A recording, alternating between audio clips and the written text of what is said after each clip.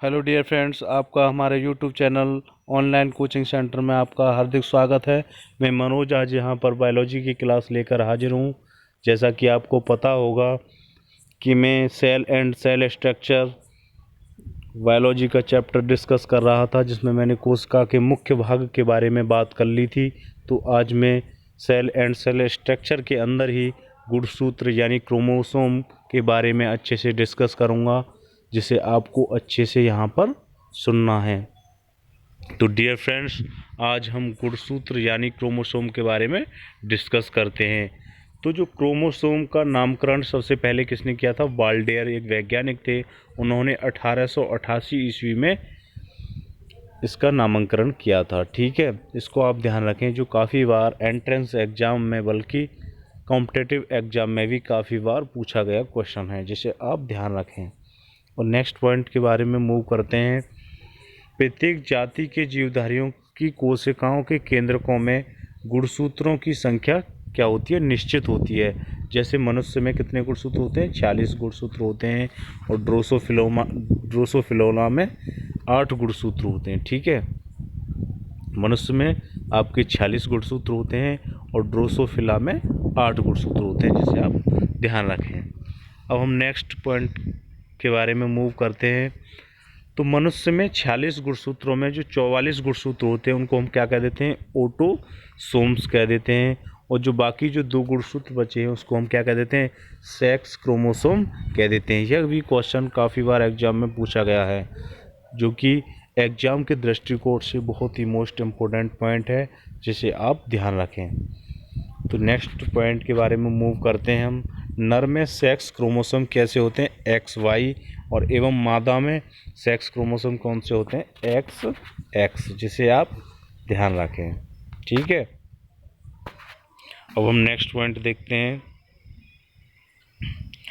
जो ऑटोसोम्स हैं, ऑटोसोम्स जो 44 गुणसूत्र हैं, वो क्या करते हैं? शरीर के कायिक लक्षणों को निर्धारित करते हैं, जिसे भी आप ध्यान रखें। जो ऑटोसोम्स होते हैं, वो क्या करते हैं? कायिक लक्षणों को निर्धारित करते हैं। ठीक है, और मेल के शुक्राणु में क्रोमोसोम्स की संख्या 23 होती है। कितनी होती है? 23 होती है, जो कि कैसी है? हैप्लॉइड है, यानी अगुणित है। ठीक है, नेक्स्ट पॉइंट देखते हैं। अगुणित यानी हैप्लॉइड क्रोमोसोम को क्या कह देते हैं? हम जीनोम भी कह देते हैं, जिसे आप ध्यान रखें। यह भी पॉइंट काफ़ी बार एग्जाम में पूछा गया है, जिसे आप ध्यान रखें। इस बायोलॉजी के अंदर बहुत ही कठिन वर्णों को देखना पड़ रहा होगा आपको।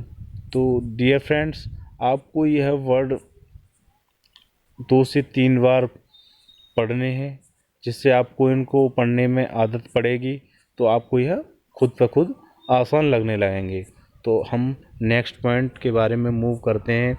जैसे फीमेल के ओव्यूम में क्रोमोसोम की संख्या 23 होती है, जो कि कैसी है? ये भी हैप्लॉइड है, यानी अगुणित है। ठीक है, ओव्यूम मीन्स क्या होता है? अंडाणु होता है। ठीक है, जिसे आप ध्यान रखें। अब हम नेक्स्ट पॉइंट के बारे में मूव करते हैं। जोड़े में उपस्थित क्रोमोसोम को द्विगुणित यानी डाइप्लॉइड कहते हैं। ठीक है, जोड़े में उपस्थित क्रोमोसोम को क्या कह देते हैं? डाइप्लॉइड कह देते हैं, यानी द्विगुणित कहते हैं। ठीक है, गुणसूत्र की रचना कैसी होती है, इसके बारे में हम डिस्कस करते हैं। गुणसूत्र का साइज प्रायः मेटाफेज अवस्था में पाया जाता है। तो मैं यह अवस्थाएं आपको पढ़ाऊँगा, मेटाफेज, प्रोफेज, ठीक है, टीलोफेज, इनके बारे में मैं बारी बारी से अच्छे से डिस्कस कराऊंगा। आप यहाँ पर बस यही ध्यान रखें, जो गुणसूत्र का साइज प्राय मेटाफेज अवस्था में पाया जाता है। ठीक है, इस पॉइंट को आप ध्यान रखें। अब हम नेक्स्ट पॉइंट के बारे में मूव करते हैं जी। ट्रिलियम नामक पौधे में सबसे लंबा यानी 30 माइक्रोन गुणसूत्र होता है। ठीक है, कौन से पौधे में? ट्रिलियम नामक पौधे में सबसे लंबा 30 माइक्रोन यानी 1 माइक्रोन इज इक्वल टू होता है 10⁻⁻⁶ मीटर। ठीक है, इसको आप ध्यान रखें। और नेक्स्ट पॉइंट है, मनुष्य में क्रोमोसोम 5 माइक्रोन लंबे होते हैं। ठीक है, कितना? 5 माइक्रोन। जैसा कि मैंने बताया है आपको, 1 micron is equal to 10⁻⁻⁶ metre. अब हमने यहाँ पर एक फिगर शो किया है। जैसे ये डबल धागे की रचना है, ये वाली इसको हम क्रोमोनेमा कह देते हैं।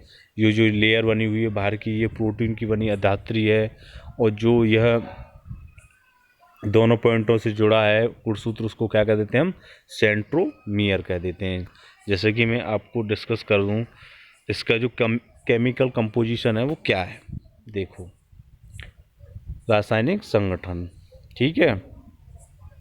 तो पहला पॉइंट मैंने यहाँ डिस्कस किया है, डीएनए, आरएनए, हिस्टोन प्रोटीन तथा नॉन हिस्टोन प्रोटीन गुणसूत्रों के क्या हैं? मुख्य अवयव हैं, यानी मुख्य पार्ट हैं। क्या क्या? डीएनए, आरएनए, हिस्टोन प्रोटीन और नॉन हिस्टोन प्रोटीन गुणसूत्रों के मुख्य अवयव हैं, ठीक है। प्रत्येक क्रोमोसोम में बाहरी झिल्ली यानी आउटर मेम्ब्रेन होती है, ठीक है, जिसे पेलिकल कहते हैं। और क्रोमोसोम में कुंडलित धागा जैसी रचना पाई जाती है, जिसे हम क्या कह देते हैं? क्रोमोनेमा कह देते हैं, ठीक है। यानी कुंडलित धागा जैसी रचना पाई जाती है, जिसे हम क्या कह देते हैं? क्रोमोनेमा कह देते हैं। यह भी क्वेश्चन काफ़ी बार पूछा गया है एग्जाम की दृष्टिकोण से, बहुत ही मोस्ट इम्पोर्टेंट है, जिसे आप ध्यान रखें। अब नेक्स्ट पॉइंट पर मूव करते हैं। जैसा कि आपको दिख रहा होगा, सामान्यतः एक गुणसूत्र में 2 आर्म्स होते हैं और दोनों आर्म्स एक कड़ जैसी रचना से जुड़े होते हैं, जिसे क्या कह देते हैं हम? सेंट्रोमियर कहते हैं, ठीक है। जैसा कि मैं फिगर में आपको दिखा दूं, ये रहा आपको सेंट्रोमियर, ये धागे जैसी रचना से जुड़ रहा है, तो इसे क्या कह देते हैं हम? सेंट्रोमियर कह देते हैं। यह भी पॉइंट काफ़ी बार एग्जाम में पूछा गया है, ठीक है। ये रहा, जिसे सेंट्रोमियर कह देते हैं, ठीक है। अब नेक्स्ट पॉइंट है, कोशिका विभाजन के समय सेंट्रोमियर तरकू धागे से जुड़ता है। किससे जुड़ता है? तरकू धागे से जुड़ता है, ठीक है। यह भी पॉइंट आप ध्यान रखें। अब हम नेक्स्ट पॉइंट के बारे में मूव करते हैं। प्राथमिक संकुचन के अतिरिक्त एक अन्य संकुचन पाया जाता है, जिसे हम क्या कह देते हैं? द्वितीय संकुचन कह देते हैं। और द्वितीय संकुचन न्यूक्लियर ऑर्गेनाइजर कहते हैं। द्वितीय संकुचन को हम क्या कह देते हैं? न्यूक्लियर ऑर्गेनाइजर कहते हैं, ठीक है, ये ध्यान रखें। अब हम नेक्स्ट पॉइंट के बारे में मूव करते हैं जी। द्वितीय संकुचन के बाद जो गोलाकार रचना होती है, उसे क्या कह देते हैं हम? उपग्रह कह देते हैं, यानी सैटेलाइट कह देते हैं, ठीक है। और ऐसे क्रोमोसोम को क्या कह देते हैं? सेट क्रोमोसोम कहते हैं, ठीक है। अब हम नेक्स्ट पॉइंट देखते हैं। ये राजी, क्रोमोसोम के अंतिम सिरा को क्या कह देते हैं हम? टीलोमेयर कहते हैं, ठीक है। क्रोमोसोम के अंतिम सिरा को क्या कह देते हैं हम? टीलोमेयर कह देते हैं। यह भी क्वेश्चन काफ़ी बार एग्जाम में पूछा गया है, जिससे आप ध्यान रखें। मैंने इस वीडियो में वही क्वेश्चन डिस्कस करने की कोशिश की है जो बार बार आपके एंट्रेंस एग्ज़ाम में और कॉम्पिटिटिव एग्ज़ाम में पूछे गए हैं। जो मैं इस थ्योरी पोर्शन के बाद जो MCQ क्वेश्चन कराने वाला हूँ पॉलीटेक्निक वाले स्टूडेंट्स के लिए, जो मैं MCQ कराऊँगा, वो ही अगर वो कर लें तो मुझे शायद इतनी आशा है कि आपका एक भी क्वेश्चन बाहर नहीं जाएगा। अगर आपने मेरा ये थ्योरी पोर्शन भी कर लिया तो आप कोई भी कॉम्पिटिटिव एग्ज़ाम यानी वनडे एग्ज़ाम दे रहे होंगे तो आपका क्वेश्चन इन वीडियोस से बाहर नहीं जाएगा, ठीक है। तो डियर फ्रेंड्स, आप हमारी वीडियोस को 2 से 3 बार देखिए और प्रॉपर तरीके से नोट्स बनाइए।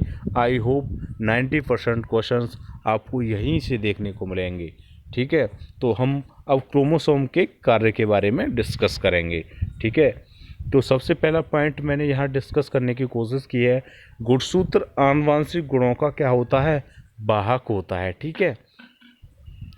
अब नेक्स्ट पॉइंट है जी, गुणसूत्रों के प्रतिकृतिकरण से संतति गुणसूत्र बनते हैं, ठीक है, जिसे ध्यान रखें, जो कि संतति कोशिकाओं में पहुंचकर नए जीवों का निर्माण करते हैं, ठीक है। संतति कोशिकाओं में पहुंचकर क्या कर देते हैं? नए जीवों का निर्माण कर देते हैं, ठीक है। अब हम नेक्स्ट पॉइंट देखते हैं। अब हम न्यूक्लिक अम्ल के बारे में जानेंगे, यानी न्यूक्लिक एसिड, ठीक है। न्यूक्लिक एसिड यानी फ्रेडरिच माइसर ने 1869 ने सर्वप्रथम केंद्रक से न्यूक्लिक एसिड प्राप्त किया था, ठीक है। किसने? फ्रेडरिच माइसर ने 1869 में सर्वप्रथम केंद्रक से न्यूक्लिक एसिड प्राप्त किया, इसे उन्होंने क्या किया, न्यूक्लियन कहा। ठीक है, इसे उन्होंने न्यूक्लियन कहा। यह क्या, यह सभी जीवधारियों में पाया जाता है। ठीक है, एक बार और मैं डिस्कस कर देता हूँ। फ्रेडरिच माइसर 1869 ने सर्वप्रथम केंद्रक से न्यूक्लिक एसिड प्राप्त किया और इसे उन्होंने न्यूक्लियन कहा। ठीक है, और यह सभी जीवधारियों में पाया जाता है। तो उन्होंने न्यूक्लिक एसिड को दो भागों में बांटा, नंबर 1 डीएनए और आरएनए। अगर मैं डीएनए और आरएनए की फुल फॉर्म की बात करूं, जो कि काफ़ी बार एग्जाम में पूछी गई है, तो डीएनए की फुल फॉर्म है डीऑक्सी राइबोज न्यूक्लिक एसिड। ठीक है, जो कि आपको यह तो पता ही होगा। और आरएनए की फुल फॉर्म है राइबो न्यूक्लिक एसिड। तो अब हम डीएनए के बारे में अच्छे से डिस्कस करेंगे। यहाँ से आपको एक क्वेश्चन तो आपको पक्का देखने को मिलेगा ही। तो डीएनए को डियर फ्रेंड्स अच्छे से कवर करते हैं। तो सबसे पहले डीएनए यानी डीऑक्सी राइबोज न्यूक्लिक एसिड। इसमें जो पहला पॉइंट मैंने लिया है वो इस प्रकार है, एक प्रकार का न्यूक्लिक एसिड है। यह क्या है, डीएनए एक प्रकार का न्यूक्लिक एसिड है। यह सामान्यतः केंद्रक में पाया जाता है। ठीक है, किस में पाया जाता है, केंद्रक में पाया जाता है, किंतु कुछ मात्रा में माइटोकॉन्ड्रिया तथा हरित लेवक में भी पाया जाता है। ठीक है, माइटोकॉन्ड्रिया में मैंने एक पॉइंट कराया था जो कि मोस्ट इम्पोर्टेंट था। माइटोकॉन्ड्रिया को क्या कहा जाता है, इसे कहा जाता है power house of the cell, यानी कोशिका का ऊर्जा घर। किसको कहा जाता है, माइटोकॉन्ड्रिया को कहा जाता है। ठीक है, इसे आप ध्यान रखें। ठीक है, तो यह कुछ डीएनए जो है कुछ मात्रा में माइटोकॉन्ड्रिया तथा हरित लवक यानी क्लोरोप्लास्ट में भी पाया जाता है, जिसे आप ध्यान रखें। ठीक है, अब नेक्स्ट पॉइंट है जिसको हम कवर कर लेते हैं। यह पॉलीन्यूक्लियोटाइड की बनी रचना है। ठीक है, यह एक पॉलीन्यूक्लियोटाइड में कई न्यूक्लियोटाइड्स पाए जाते हैं। ठीक है, एक पॉलीन्यूक्लियोटाइड्स में कई न्यूक्लियोटाइड्स पाए जाते हैं। ठीक है, प्रत्येक न्यूक्लियोटाइड का निर्माण शर्करा से या फास्फोट एवं नाइट्रोजन क्षार से होता है। ठीक है, किससे होता है, शर्करा यानी शुगर, फॉस्फेट एवं नाइट्रो क्षार से होता है। ठीक है, अब नेक्स्ट पॉइंट देखते हैं हम। उसमें डीऑक्सी राइबोज नामक शर्करा पाई जाती है। नाइट्रोजनी क्षार के अंतर्गत आपके क्या आते हैं, एक आता है प्यूरिन और एक आता है जी आपका पिरामिडिन। ठीक है, तो प्यूरिन के अंतर्गत एडिनिन और ग्वानिन आते हैं। ठीक है, और पिरामिडिन के अंतर्गत साइटोसिन तथा थायमिन आते हैं। ठीक है, आप एक नोट ध्यान रखें, न्यूक्लियोटाइड बराबर होता है आपका न्यूक्लियोसाइड प्लस फॉस्फेट। ठीक है, अगर मुझे यहाँ से न्यूक्लियोसाइड की वैल्यू निकालनी होगी तो मैं फॉस्फेट को इधर ले आऊँगा। ठीक है, तो आपकी कैसी हो जाएगी, न्यूक्लियोसाइड की वैल्यू क्या हो जाएगी, nucleotide minus minus phosphate is equal to nucleoside ही तो हो जाएगी। ठीक है, जिसे आप ध्यान रखें। तो काफ़ी बार एमसीक्यू क्वेश्चन में डायरेक्ट पूछ लेता है कि न्यूक्लियोसाइड इज इक्वल टू दे देगा ऑप्शन में, तो न्यूक्लियोटाइड माइनस फॉस्फेट, जिसे आप ध्यान रखें। ठीक है, अब हम डीएनए के मॉडल के बारे में डिस्कस करेंगे। ठीक है, यहाँ से भी एग्जाम में क्वेश्चन बन सकता है। ठीक है, मॉडल ऑफ डीएनए, इसके बारे में हम डिस्कस करेंगे बहुत ही अच्छे से। डीएनए का मॉडल वाटसन एवं क्रिक ने कब दिया था, 1853 में दिया था। इस कार्य के लिए उन्हें 1962 में क्या दिया गया, नोबेल प्राइज दिया गया, जो कि एग्जाम की दृष्टि से बहुत ही मोस्ट इम्पोर्टेंट है, जिसे आप ध्यान रखें। जो डीएनए का मॉडल था वो इस प्रकार दिया गया था। डीएनए द्विकुंडलित रचना है जिसमें न्यूक्लियोटाइड्स के दो स्ट्रैंड्स होते हैं। देखो फिगर मैंने दिया है यहाँ पे, न्यूक्लियोटाइड्स के दो स्ट्रैंड होते हैं। ठीक है, ये दे रखे हैं। डीएनए द्विकुंडलित रचना है, देखो द्विकुंडलित रचना है। ठीक है, जिसे आप ध्यान रखें। अब हम नेक्स्ट पॉइंट देखते हैं जी। प्रत्येक स्ट्रैंड का निर्माण डीऑक्सी राइबोज शुगर एवं फॉस्फेट से होता है। ठीक है, किससे होता है इसका, स्टैंड का निर्माण डीऑक्सी राइबोज शुगर एवं फॉस्फेट से होता है। ठीक है, और डीऑक्सी राइबोज शुगर के साथ नाइट्रोजनी क्षार से जुड़ा होता है। ठीक है, डीऑक्सी राइबोज शुगर के साथ नाइट्रोजनी क्षार से जुड़ा होता है, जिसे आप ध्यान रखें।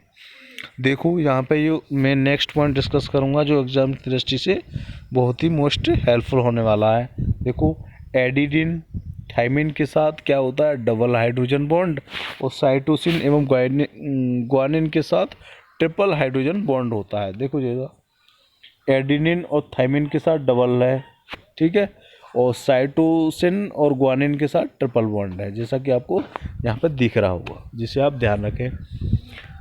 और नेक्स्ट पॉइंट है अब हमारा डीएनए की एक टन की लंबाई 34 एंगस्ट्रॉम होती है। ठीक है, जिसे आप ध्यान रखें। डीएनए की एक टन की लंबाई कितनी होती है, 34 एंगस्ट्रॉम, यानी 1 angstrom is equal to 10⁻⁻10 metre. ठीक है, इसे आप ध्यान रखें। अब नेक्स्ट पॉइंट के बारे में मैं डिस्कस करूं, एक टन में 10 न्यूक्लियोटाइड्स होते हैं और 2 न्यूक्लियोटाइड्स के बीच की दूरी कितनी होती है, 3.4 एंगस्ट्रॉम होती है। कितनी होती है, 3.4 एंगस्ट्रॉम होती है। जैसा कि मैंने एंगस्ट्रॉम के बारे में आपको डिस्कस करा ही दिया है। 1 एंगस्ट्रॉम इज इक्वल टू कितना होता है, 10⁻⁻10 मीटर, जिसे आप ध्यान रखें। और नेक्स्ट पॉइंट है आपका, पॉलीमा वायरस में डबल स्ट्रैंडेड डीएनए होता है। यह भी क्वेश्चन काफ़ी बार कॉम्पिटिटिव एग्जाम में पूछा गया है और एंट्रेंस एग्जाम में भी पूछा जा सकता है। इससे यहाँ पर मैंने यह क्वेश्चन ले लिया है। तो पॉलीमर वायरस में क्या होता है, डबल स्ट्रैंडेड डीएनए होता है, जिसे आप ध्यान रखें। और नेक्स्ट पॉइंट है जो कि बहुत ही मोस्ट इम्पोर्टेंट है एग्जाम के दृष्टिकोण से, जैसे मैं यहाँ पर डिस्कस करूँ, बैक्टीरियोफेज यानी 5×175 में सिंगल स्ट्रैंडेड क्या होता है, डीएनए पाया जाता है। बैक्टीरियोफेज का साइन है यहाँ पर देखो, मैंने यहाँ ले लिया है 5, ठीक है, ×174 में क्या होता है, सिंगल स्ट्रैंडेड डीएनए होता है। ठीक है, ध्यान रखें। अब हम डीएनए के कार्य के बारे में डिस्कस करेंगे। ठीक है, तो इसके कार्य इस प्रकार हैं। इसका जो पहला पॉइंट मैंने यहाँ लिया है वो है इस प्रकार है, यह आनुवांशिक क्रियाओं का क्या करता है, संचालन करता है। यह प्रोटीन संश्लेषण को नियंत्रित करता है। ठीक है, क्या करता है, प्रोटीन संश्लेषण को नियंत्रित करता है। तो डियर फ्रेंड्स, आज की वीडियो में हम इतना ही रखते हैं। इससे आगे मैं कल कराऊंगा। तो जहाँ तक मुझे उम्मीद है कल मैं इस चैप्टर का थ्योरी पोर्शन पूरी तरह से कवर कर लूँगा। देन उसके बाद एमसीक्यू लेकर आऊँगा। 30 to 40 क्वेश्चंस होंगे जो एंट्रेंस एंड कॉम्पिटिटिव एग्ज़ाम के दृष्टि से बहुत ही मोस्ट इम्पोर्टेंट हैं। एंट्रेंस एग्ज़ाम जो पॉलीटेक्निक वाले स्टूडेंट्स हैं वो मेरे एमसीक्यू क्वेश्चन को देखकर चले जाएं, तो आपके वहाँ क्वेश्चन बन जाएंगे। आप बस थ्योरी पोर्शन को 1 से 2 बार बस अच्छे से पढ़ लीजिएगा और आपसे वहाँ क्वेश्चन बन जाएंगे। तो डियर फ्रेंड्स, आपने अभी तक हमारा channel like share and subscribe नहीं किया है तो प्लीज़ हमारा चैनल सब्सक्राइब कर लें और बराबर में दिया हुआ बेल आइकन को क्लिक कर दें। ठीक है, जिससे कि लेटेस्ट वीडियोज़ की नोटिफिकेशन आप तक पहुंच सकें। तो डियर फ्रेंड्स, हमारे YouTube channel online coaching centre पर बहुत ही अच्छे और प्रॉपर तरीके से क्लासें चलाई जा रही हैं। आई होप आप हमारी वीडियोज़ को देख रहे होंगे और प्रॉपर तरीके से नोट्स बना रहे होंगे, ऐसी मुझे उम्मीद है। तो डियर फ्रेंड्स, आप हमारे चैनल के साथ जुड़े रहिए। Thanks to all.